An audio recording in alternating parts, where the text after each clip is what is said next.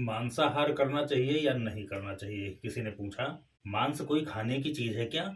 किसी जीव को मार करके उसके मांस को खा जाना, ये तो निंदनीय कार्य है और राक्षसी कार्य है।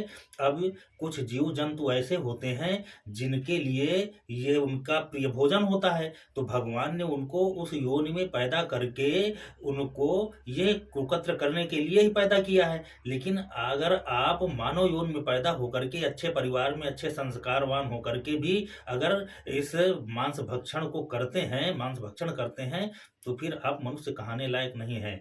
आप ये देखो कि जो चीजें गंदगी की जिन जीवों के लिए बनी है वो जीव ग्रहण करते हैं, दूसरे जीव उस गंदगी की तरफ झांकते भी नहीं है। लेकिन वो जीव जो गंदे हैं उस गंदगी को बड़े चाव से ग्रहण करते हैं। इसी प्रकार मनुष्य योनि में भी जिन लोगों को भगवान ने उनके प्रारब्ध के संस्कारों के अनुसार उन्हें कहीं पैदा कर दिया, किस परिवार में किस वंश में, तो वो अगर इसका भक्षण करते हैं तो करें, वो उनका दैवयोग है, उनका प्रारब्ध का भोग है।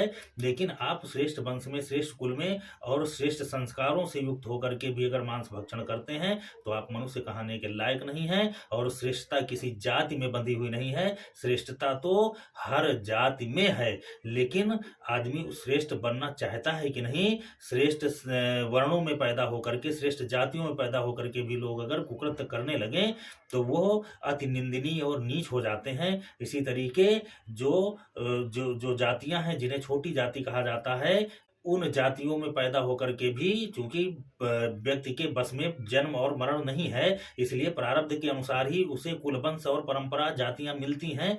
तो उन जातियों में पैदा होकर के भी अगर व्यक्ति श्रेष्ठ कार्य करता है तो वह श्रेष्ठ ही हो जाता है, वो पूजनीय हो जाता है। वो किसी जाति का हो वो पूजनीय हो जाएगा अगर उसके कार्य श्रेष्ठ हैं। और अगर उस किसी के कार्य निंदनीय हैं तो वो किसी भी जाति का पैदा हुआ व्यक्ति हो वो निंदनीय ही रहेगा, वो नीच ही कहा जाएगा। इसलिए मांस भक्षण करना निंदनीय कार्य है, नीच कार्य है।